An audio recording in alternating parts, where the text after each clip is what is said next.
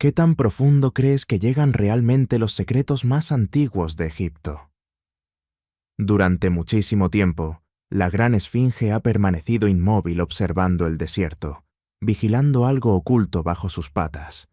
¿Y si las historias fueran ciertas? El arqueólogo más famoso de Egipto, Zahi Hawass, finalmente está hablando, y estás a punto de descubrir por qué. ¿Estás listo? Entremos de lleno. El hombre que guardó los secretos de Egipto nació en Damieta, un pequeño pueblo del delta del Nilo, muy lejos de las arenas doradas que algún día lo harían famoso. Cuando era niño, Zahi Hawass no soñaba con la fama ni con salir en televisión. Le fascinaban las historias, especialmente las que estaban ocultas bajo la arena. Algo en las antiguas estatuas, pinturas y relatos de los faraones, que parecían llamar desde otros tiempos, le habló profundamente. Esas voces cambiarían su vida, aunque entonces no lo sabía. Hawass miró hacia atrás, 4000 años atrás, en un país donde la mayoría miraba al futuro. Estudió arqueología en las universidades de Egipto y se abrió paso con determinación. Para cuando tenía 30 años, ya seguía los mismos caminos de los viajeros que había leído, y a los 40 se había convertido en algo extraordinario. El jefe de antigüedades de Egipto, el guardián de las llaves del pasado. Nada histórico podía tocarse sin su aprobación, incluidos tumbas, templos y piedras. El sombrero de paja de ala ancha, las mangas arremangadas y la voz profunda que resonaba en las arenas lo hicieron inconfundible. Las cámaras lo adoraban, y él disfrutaba la confrontación. Tesoros egipcios como la piedra de Rosetta en Londres o el busto de Nefertiti en Berlín eran reclamados por museos extranjeros, y Hawass luchó como un león defendiendo a sus crías. Para algunos era un héroe que devolvía la historia de Egipto a los egipcios. Para otros, un tirano que mantenía el pasado en secreto por orgullo político y personal. En el centro de su vigilancia se alzaba la gran esfinge de Giza, más extraña que cualquier otro monumento. No era solo una estructura más.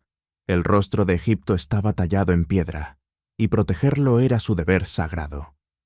Todas sus reparaciones pasaban por sus manos, y examinó cada grieta y cada pliegue, cartografiando su cuerpo erosionado centímetro a centímetro. Ningún equipo externo podía excavar cerca mientras él estuviera al mando.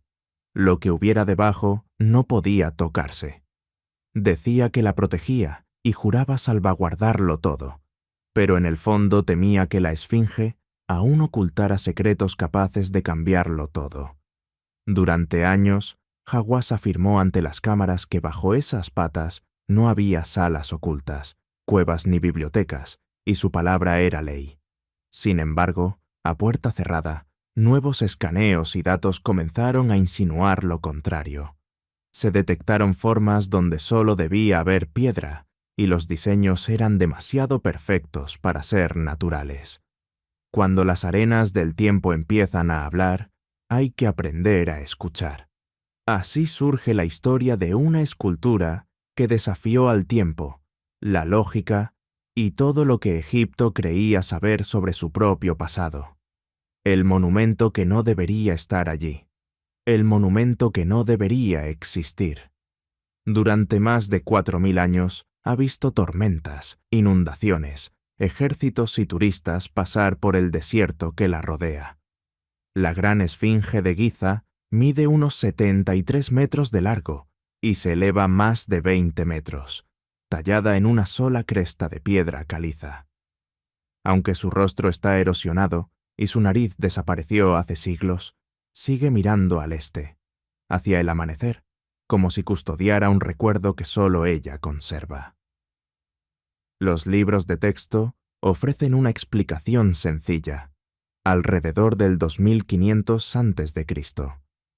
C., el faraón Kefren, constructor de la segunda pirámide, ordenó erigir la esfinge para vigilar su complejo funerario. Suena lógico, pero cuanto más se examina, menos sentido tiene. No existe ningún registro antiguo que diga que Kefren la construyó, Ni una inscripción, ni un papiro, ni un relieve lo menciona. Incluso los obreros que llenaron las paredes de jeroglíficos, alabando las pirámides, olvidaron presumir de un guardián con forma de león.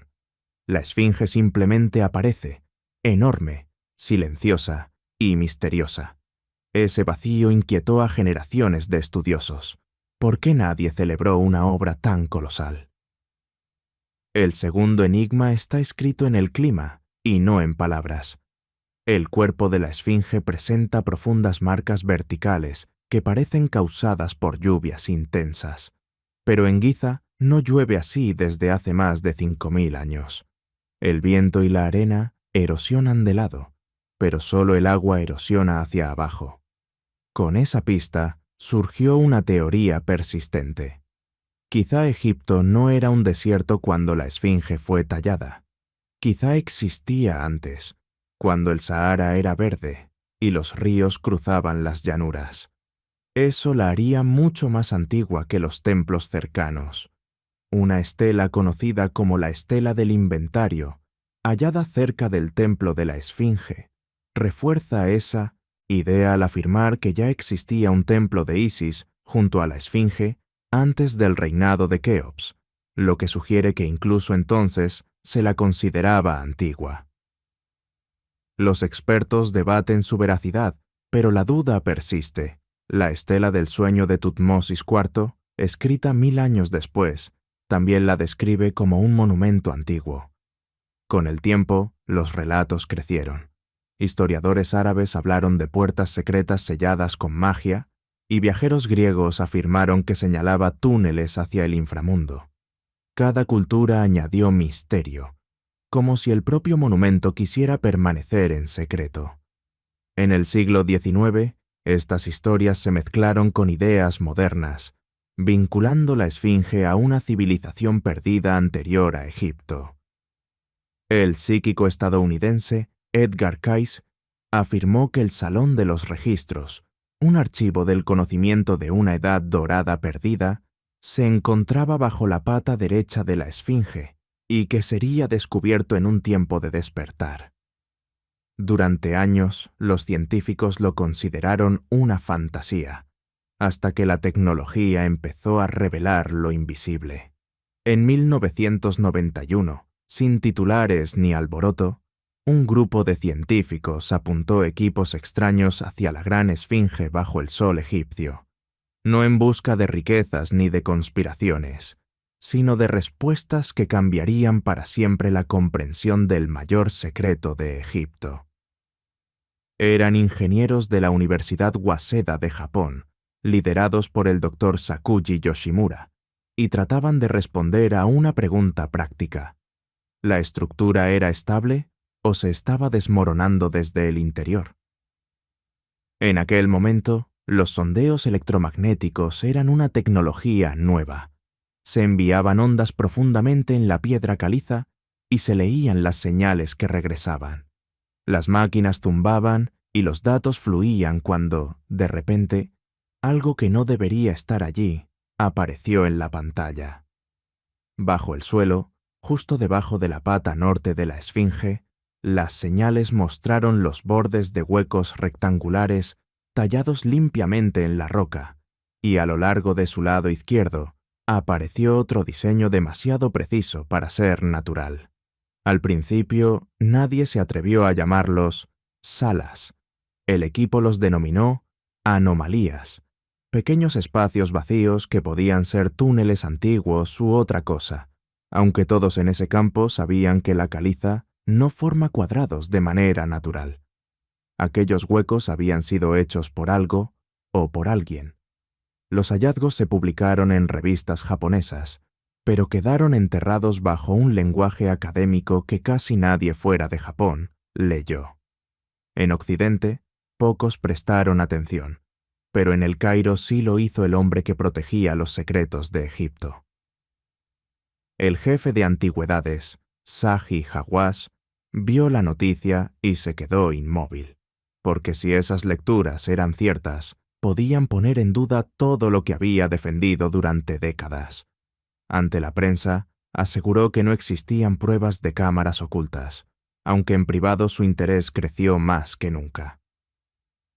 Al año siguiente, contactó discretamente con expertos estadounidenses que tenían sensores aún más avanzados y, para 1997, un equipo mixto instaló equipos alrededor de la Esfinge, en una zona altamente segura, y volvió a escanear el área con sistemas electromagnéticos más nuevos. Esta vez, las señales fueron aún más fuertes. Los sensores mostraron espacios huecos a unos 25 pies bajo la superficie, conectados por pequeños pasajes, con formas muy claras, paredes rectas y esquinas suaves, patrones que no podían explicarse solo por la erosión. Aquellas salas habían sido construidas por algo, pero cuando el equipo se preparaba para investigar más a fondo, todo se detuvo antes de que pudieran clavar una sola pala. El registro escrito de lo que ocurrió después nunca se publicó.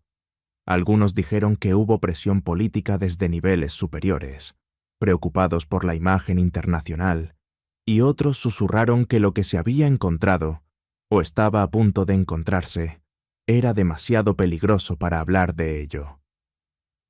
El enigma de la Esfinge volvió a enterrarse, esta vez bajo papeleo en lugar de arena, y se convirtió en una tormenta para Hawass, dividido entre el científico que buscaba la verdad y el político que había jurado proteger la imagen de Egipto. La gente visitaba el país para ver faraones, templos y tumbas doradas, y cambiar esa historia era arriesgado. Los rumores se oyeron en todo el mundo. El secreto bajo la Esfinge fue tema de programas en CNN y Discovery. Algunos se burlaron, otros aplaudieron, y Egipto volvió a guardar silencio. Sin embargo, la tecnología siguió avanzando, y entre 2009 y 2018, el Consejo Supremo de Antigüedades realizó nuevos estudios internos en secreto, utilizando radar de penetración terrestre y perfiles de reflexión sísmica. No eran conjeturas, eran estudios precisos, respaldados por el gobierno y mantenidos en absoluto secreto. Y una vez más, las herramientas detectaron algo que la naturaleza no podía explicar. Destacaban dos grandes anomalías. La primera, un hueco rectangular de unos 9 por 12 metros, situado a unos 8 metros bajo tierra, justo debajo de la pata norte de la Esfinge. La segunda, una línea recta de espacio vacío, que recorría el eje del cuerpo como un tubo, que unía la cabeza con la cola.